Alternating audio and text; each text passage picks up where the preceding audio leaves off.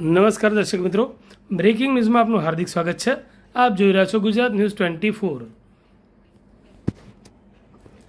વડોદરા ગ્રામ્ય LCB police Bhupatbhai Virambhai તથા staff સાથે કરજણ પોલીસ સ્ટેશન વિસ્તારમાં પેટ્રોલિંગમાં હતા. તે દરમિયાન સાંપા ગામના પાટિયા પાસેથી આવતા સંયુક્ત બાતમી રાહે બાતમી હકીકત મળેલ કે એક અશોક લેલેન્ડ કંપનીની ટ્રક જેના ઉપર સફેદ કલરની તાટપત્રી બાંધેલ છે, જેનો રજિસ્ટ્રેશન નંબર GJ1JT 6427નો શંકાસ્પદ માલ સામાન ભરીને નેશનલ એક્સપ્રેસ વે 4 ઉપર સુરત તરફથી વડોદરા જવાની છે. જે બાતમી હકીકત આધારે નેશનલ એક્સપ્રેસ વે 4 સુરતથી વડોદરા ટ્રેક સાપા બોડકા ગામના બ્રિજ પાસે પહોંચી નજીકમાંથી વાહનોની વોચમાં છૂટાછવાયા ગોઠવાઈ ગયેલ અને બાતમીવાળી ટ્રક આવતા તેને ઇશારો કરી રોડ સાઈડમાં ઊભું રખાવી વાહન ચાલકને નીચે ઉતારી તેનું નામ ઠામ પૂછતા તેને પોતાનું નામ નારાયણ માવજી મીણા, ઉંમર વર્ષ 35, ધંધો ડ્રાઇવિંગ, મૂળ રહેઠાણ ટીડી ગામ બસ સ્ટેશન પાસે, તાલુકો ગીરવા, થાણા ટીડી, જિલ્લો ઉદયપુર રાજસ્થાન અને હાલ બલેચા ગામ ધાણા ગોરધન નિવાસ, તાલુકો જિલ્લો ઉદયપુર જણાવ્યું હતું. ટ્રકમાં ભરેલ માલ સામાન બાબતે પૂછતા ટ્રકમાં રાજનિવાસ પાન મસાલા તથા તમાકુના પેકેટ ભરેલો હોવાનું જણાવ્યું હતું. જે ભરેલ સામાન બાબતે તેની પાસે બિલ્ટી તથા જરૂરી આધાર પુરાવા માગતા તે પોતાની પાસે નહીં હોવાનું જણાવતો હોય. જે માલસામાન કોની પાસેથી લાવેલ તે બાબતે પૂછતા તેણે જણાવેલ કે મારા શેઠ મુસ્તફાભાઈ રહેઠાણ મોડાસા, જેનું પૂરું નામ સરનામાની ખબર નથી, રાજસ્થાન રણથંભોર દુર્ગ નજીક આવેલ સવાઈ માધોપુર ખાતે આવેલ ગોડાઉન ઉપરથી પાન મસાલા તમાકુ ભરવા માટે મોકલેલ હતો અને ત્યાંથી મને સુરત ખાતે ભરી લઈ જવા માટે જણાવેલ. જેથી હું પાન મસાલા તમાકુ ભરી સુરત પહોંચેલ તો મારા શેઠે ફોન કરીને જણાવેલ કે સુરત માલ ખાલી કરવાનો નથી, તે માલ ગોધરા ખાતે ખાલી કરવાનો છે. જેથી હું ટ્રક લઈને નેશનલ એક્સપ્રેસ વે 4થી ગોધરા ખાતે જતો હતો. તે વખતે પોલીસે ટ્રક ઊભી રખાવેલ છે તેવી હકીકત જણાવતો હોય. જે ડ્રાઈવરની અંગ ઝડતી કરતાં તેની પાસેથી એક મોબાઈલ જેની કિંમત ₹5000, નેશનલ એક્સપ્રેસ વે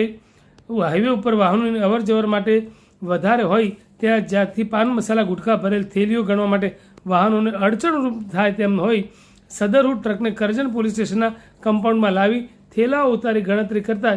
ગ્રે કલરના મીણિયા થેલાઓ નંગ 150,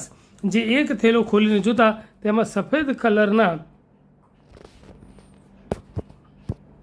કલરના મીણિયાના થેલા નંગ 8, જે એક મીણિયા થેલાને ખોલીને જોતા તેમાં પ્લાસ્ટિકના પાઉચ નંગ 8, કે જે એક પાઉચ ખોલી જોતા તેમાં રાજનિવાસ પાન મસાલાના પેકેટ નંગ 3, જે એક પેકેટમાં રાજનિવાસ પાન મસાલાના નંગ 30, જે મળી કુલ 90 મળી, જે એક 720 તથા એક્સ્ટ્રા પાન મસાલાના પેકેટ નંગ 2, જેમાં કુલ નંગ 60 મળીને 780, જે એક થેલામાં 780 ગુણ્યા એવા 8 થેલા 6240 નંગ, જે 150 થેલામાં 9,36,000, જે એક પાન મસાલા પડીકીની કિંમત ₹3 લેખે કિંમત ₹28,08,000 તથા ગુલાબી મીણિયાના થેલાની બેગો નંગ 30 મળી આવેલ.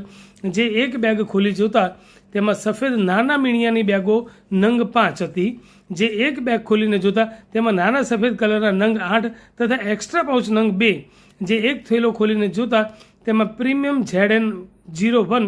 જાફરાની જરદાના પાઉચ નંગ 26, જે એક પાઉચ ખોલી જોતા તેમાં 30 નંગ તમાકુ પડીકીઓ હતી. જેમાં કુલ નંગ 26 એવા કુલ 30 થેલામાં 780 અને નાની બેગમાં 780 અને એમના ગુણ્યા 8 જોતા 6240 તથા એક્સ્ટ્રા પાઉચ નંગ 2,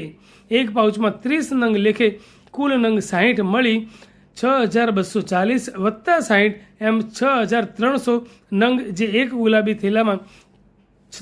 6300.5 એટલે કે 31,500 નંગ ભરેલ છે. આવા કુલ થેલા નંગ 30, જેમાં 31,500 એમ જોતા 9,45,000 નંગ તમાકુ, જે એકની કિંમત ₹2 લેખે કિંમત ₹18,90,000, જે તમામ પાન મસાલા તથા તંબાકુના થેલા ઉપર 180, જેની કુલ કિંમત ₹46,98,000 તથા Ashok Leyland truck registration number GJ1JT 6427, જેની કિંમત ₹10 લાખ ગણી તથા મોબાઈલ નંગ એકની કિંમત 5,000 મળી, ગાડીના કાગળો ફાઇલ કિંમત રૂપિયા મળીને કુલ 57,03,000નો મુદ્દામાલ ભારતીય નાગરિક સુરક્ષા સંહિતા 2023 કલમ 106 મુજબ તપાસ અર્થે કબજે કરી પકડાયેલી ઇસમની વિરુદ્ધ ભારતીય નાગરિક સુરક્ષા સંહિતા 202 કલમ 35 સેક્શન E મુજબ ગુનો દાખલ કર્યા આગળની તપાસ હાથ ધરી છે.